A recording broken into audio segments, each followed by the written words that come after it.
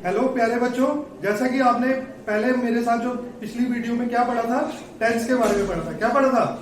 तो जिसमें हमने सीखा था कि टेंस कितनी तरह के होते हैं। क्या सीखा था? कि टेंस जो होते हैं वो कितनी तरह के होते हैं। तो अब हम इस वीडियो में क्या पढ़ने जा रहे हैं, क्या सीखने जा रहे हैं? टेंस की जो आगे टाइप है, जो फर्दर टाइप्स है, उनके बारे में पढ़ने जा रहे हैं। उनके जो फॉर्मूलाज है उनको कैसे यूज करना है उसके बारे में हम पढ़ने जा रहे हैं। ठीक है, तो जैसे कि आपने सबने पढ़ा था, हमने पढ़ा था कि टेंस क्या होते हैं? टेंस होते हैं काल। और काल का क्या मतलब होता है? समय। कि जब हम इंग्लिश में कुछ लिखते हैं, जब इंग्लिश में कुछ लिखने की कोशिश करते हैं तो हमें उसमें किस चीज का ध्यान रखना पड़ता है? समय का ध्यान रखना पड़ता है। किसका ध्यान रखना पड़ता है? समय का ध्यान रखना पड़ता है, काल का ध्यान रखना पड़ता है कि कोई चीज अगर हम लिख रहे हैं तो वो किस समय के लिए लिख रहे हैं, कि कब वो चीज हुई थी, कब वो चीज होने वाली है। ठीक है, तो उसके लिए हमें क्या होता है? समय के लिए मतलब लिखना पड़ता है कि कौन से समय के लिए हम कुछ लाइन या कोई सेंटेंस या कोई आर्टिकल लिख रहे हैं। तो उसमें हमें टेंसेस की जरूरत पड़ती है। तो उसके लिए हमारे पास 3 टेंसेस है। कौन कौन से? प्रेजेंट टेंस और पास्ट टेंस और फ्यूचर टेंस। तो प्रेजेंट टेंस में क्या होता है? वर्तमान काल। और जो पास्ट टेंस है उसको क्या बोलते हैं? भूतकाल।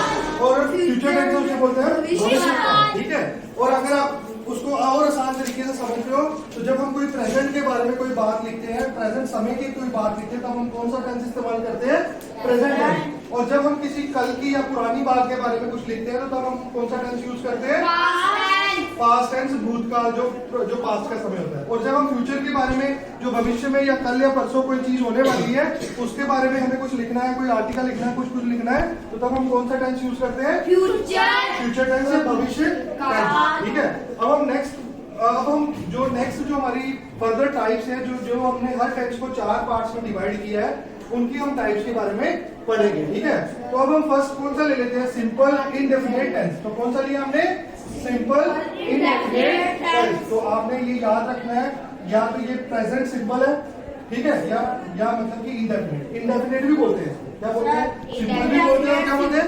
इंडेफिनिट भी बोलते हैं। ठीक है, तो ये जो प्रेजेंट टेंस है, प्रेजेंट सिंपल या प्रेजेंट इंडेफिनिट होता है। ठीक है, तो प्रेजेंट सिंपल जो टेंस होता है या प्रेजेंट इंडेफिनिट टेंस होता है, उसका फॉर्मूला क्या होता है? जब भी हमने कोई लाइन लिखनी है, कोई सेंटेंस लिखना है, तो क्या करना है? पहले हमने लिखना है सब्जेक्ट। क्या लिखना है? Subject plus verb plus object. क्या करना है? Subject plus verb plus object. अब वर्ब की कौन सी फॉर्म यूज करनी है हमने?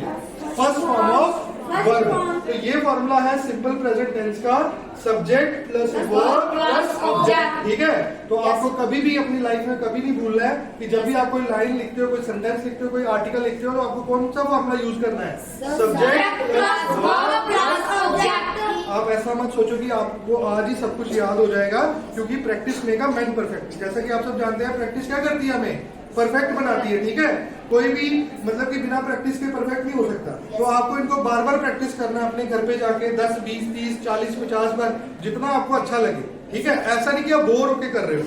आपको 2 बार करने का मन कर, लिखने का मन कर रहा है, 4 बार सेंटेंस बनाने का मन कर रहा है, तो आपने बनाने हैं। ठीक है, मगर आपने ऐसा नहीं कि बोर होके ये चीजें करते रहना। ठीक है, तो आप अगर इनकी प्रैक्टिस करोगे ये आपको समझ आ जाएगी। और उसके बाद जो हमारे पास नेक्स्ट टेंस है वो कौन सा है? Present continuous tense. वो जो नेक्स्ट टेंस है वो कौन सा है? Present continuous.